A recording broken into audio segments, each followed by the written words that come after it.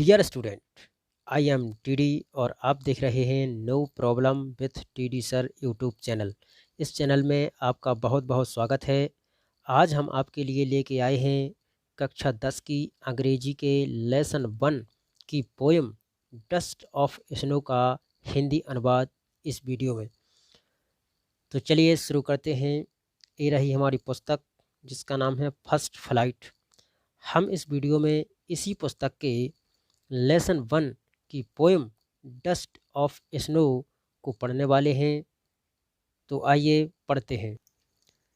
ये रही हमारी पोएम जिसका नाम है डस्ट ऑफ स्नो, जिसका मतलब होता है बर्फ़ की धूल, यानी बर्फ़ के कण।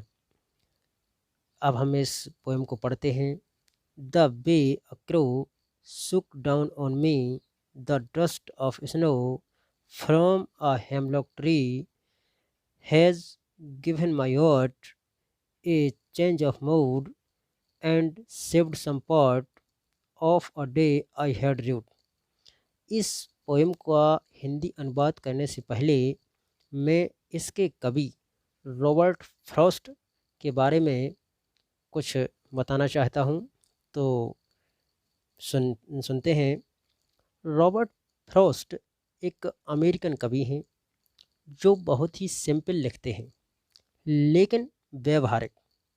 कहने का मतलब है कि रॉबर्ट फ्रॉस्ट की कविताएं देखने और पढ़ने में बहुत ही छोटी और सरल लगती हैं लेकिन अंतर्दृष्टि वाली होती हैं। ये प्रकृति से संबंधित कविताओं को लिखने वाले कवि हैं और इनकी कविताएं प्रतीकात्मक हैं। अब हम इस कविता का अनुवाद करते हैं। The way a crow shook down on me. एक कौए ने मेरे ऊपर the dust of snow from a hemlock tree. Hemlock tree means एक विषैला पेड़ होता है। तो इस पेड़ से मेरे ऊपर एक कौए ने बर्फ की धूल को गिरा दिया, उस पेड़ को हिलाकर। तब क्या हुआ?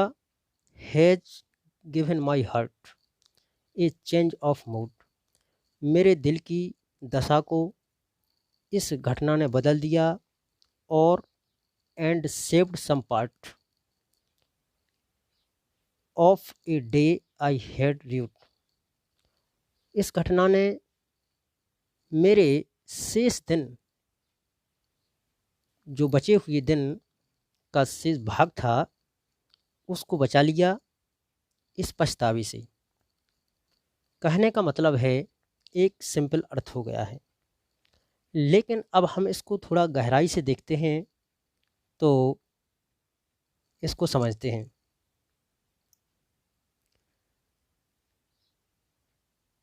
अमेरिकी कवि रॉबर्ट फ्रॉस्ट ने इस कविता में एक ऐसे क्षण को प्रस्तुत किया है जो सरल लगता है लेकिन एक बड़ा महत्व रखता है।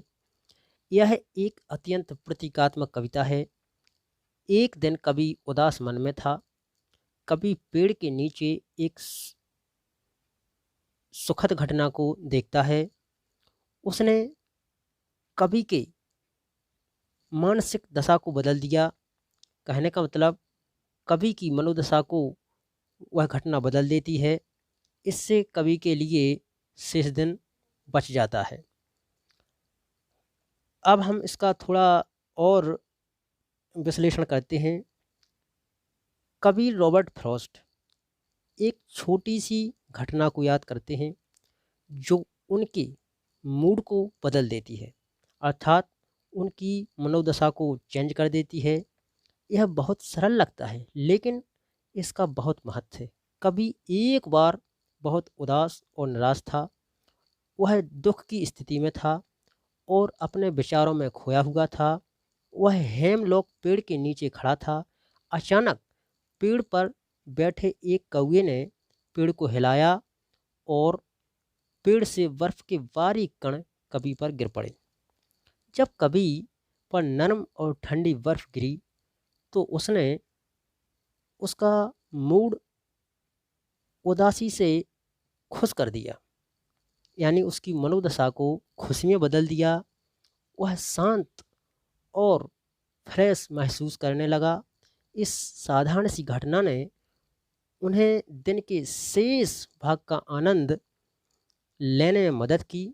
इस प्रकार वह खुश हो गया, क्योंकि इसने उसके शेष दिन को बर्बाद होने और पछतावे में रहने से बचाया। तो ये इस कविता का मुख्य भाव है, लेकिन इसको पढ़ने में कम समय लगता है। एक छोटी सी कविता है, लेकिन इसका जो अर्थ है वह थोड़ा गहरा है।